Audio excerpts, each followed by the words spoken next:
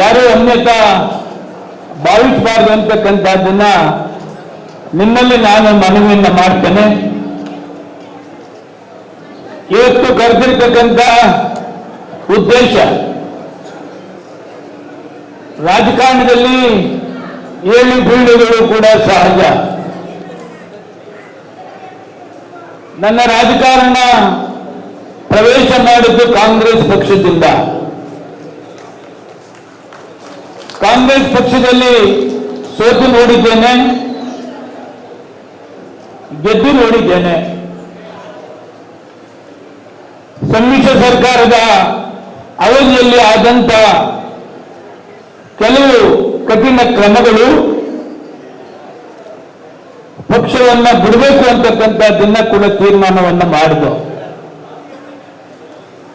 ಭಾರತೀಯ ಜನತಾ ಪಕ್ಷವನ್ನ ಸೇರಿ 2 ಚುನಾವಣೆಯನ್ನು ಕೂಡ ಭಾರತೀಯ ಜನತಾ ಪಕ್ಷದಲ್ಲಿ ನಾನು ಶಾಸಕನಾಗಿ ಆಯ್ಕೆಯಾಗಿದ್ದೆ. ಯಾವ ಕುಂದು ಕೊರತೆಯೂ ಕೂಡ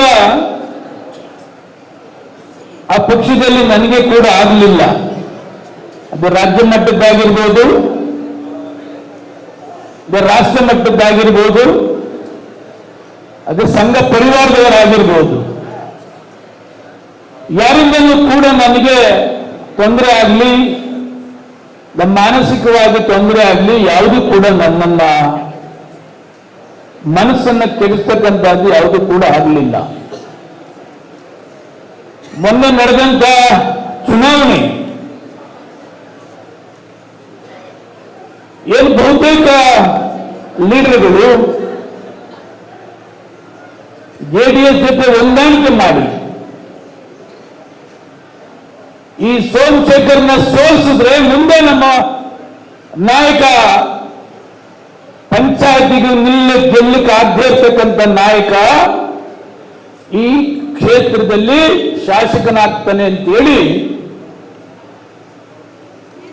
ಎಂಟೈರ್ ಒಂದು ವ್ಯೂವನ್ನ ರಚನೆಯನ್ನ ಮಾಡಿ 100ಕ್ಕೆ 100 ಸೋಮಶೇಖರ್ನ ಸೋಲಿಸಬೇಕು ಅಂತಕ್ಕಂಥ ಸತ ಪ್ರಯತ್ನವನ್ನ ಮಾಡಿದರು. ಚುನಾವಣೆಗಿಂತ ಮುಂಚೆ ಗಮನಕ್ಕೆ ತಂದೆ ಇದು ಈ ಪಕ್ಷದಲ್ಲಿ ಕಾಮನ್ ಆಗಿದೆ. ಯಾರ್ಯಾರು ಪಕ್ಷ ವಿರೋಧಿ ಚಟುವಟಿಕೆ ಮಾಡಿದ್ರೆ ಅವ್ರನ್ನ ನಾವು ಹೊರ ಹಾಕಿದ್ರೆ ಎಂಟೈರ್ ಭಾರತೀಯ ಜನತಾ ಪಕ್ಷ ಕಾರ್ಯಕರ್ತರು ಯಾರು ಇರೋದಿಲ್ಲ, ನೀವು ಚುನಾವಣೆಯನ್ನ ಮಾಡಿ ಅಂತ ಹೇಳಿದರು. ಈ ಕ್ಷೇತ್ರದ ಜನತೆ ಮೇಲೆ ವಿಶ್ವಾಸ ಇತ್ತು, ಚುನಾವಣೆಯನ್ನು ಕೂಡ ಮಾಡಿದ್ರು. ಈ ಕ್ಷೇತ್ರದ ಜನತೆ ಈ ಕಳೆದಂತ ಚುನಾವಣೆಯಲ್ಲಿ 15,000 ಅಂತರದಿಂದ ಈ ಭಾಗದಲ್ಲಿ ಶಾಸಕನಾಗಿ ಆಯ್ಕೆಯನ್ನು ಮಾಡಿದ್ರು. ಅದಾದ್ಮೇಲೆ ನಾನು ಯಾವತ್ತೂ ಕೂಡ ಏನೂ ಕೂಡ ಮಾತನಾಡಿರಲಿಲ್ಲ. ಯಾರೆಲ್ಲ ವಿರೋಧ ಮಾಡಿದ್ರು ಅವ್ರದೇ ಆದಂತ ಒಂದು ಸನ್ಮಾನ ಬೇಕಾದಷ್ಟು ನಂದೇ ಫೋಟೋ ಹಾಕೊಂಡು ನಡೀತಕ್ಕಂಥ ಸಂದರ್ಭದಲ್ಲಿ ನಾನು ಹೈಕಮಾಂಡ್ ಗಮನಕ್ಕೆ ತಂದೆ. ಈ ಪಕ್ಷ ವಿರೋಧಿ ಚಟುವಟಿಕೆ ಮಾಡ್ತಂತವ್ರು, ನನ್ನನ್ನು ಸೋಲಿಸಬೇಕು ಅಂತಕ್ಕಂಥವ್ರು ಇವ್ರು ನಂದೇ ಫೋಟೋ ಹಾಕೊಂಡು ಈ ಕಾರ್ಯಕ್ರಮವನ್ನ ಮಾಡಿದ್ರೆ ನನ್ನ ಸ್ವಾಭಿಮಾನಕ್ಕೆ ಧಕ್ಕೆ ಆಗ್ತದೆ. ಸುಮ್ಮನೆ ಕಾಟಾಚಾರಕ್ಕೆ ಇಬ್ಬರನ್ನ ಸಸ್ಪೆಂಡ್ ಮಾಡಿ ಇನ್ನು ಏನು ತೀರ್ಮಾನ ಆಗದೆ ಅವ್ರನ್ನ ಆಲೆ ಪಕ್ಷಕ್ಕೆ ಕರ್ಕೊಳ್ತಕ್ಕಂಥದ್ದನ್ನ ಮಾಡಿದ್ರು. ನನ್ನ ಕ್ಷೇತ್ರಕ್ಕೆ ಕುರುಬ ಸಮಾಜದ ಸ್ವಾಮೀಜಿ ಅವರ ಒಂದು ಕಾರ್ಯಕ್ರಮ, ಮುಖ್ಯಮಂತ್ರಿಗಳು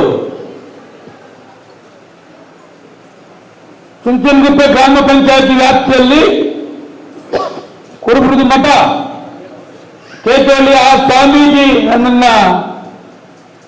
ಇನ್ವೈಟ್ ಮಾಡಿದ್ರು. ಮುಖ್ಯಮಂತ್ರಿಗಳು ಕೂಡ ಕಾರ್ಯಕ್ರಮದಲ್ಲಿ ಇದ್ರು.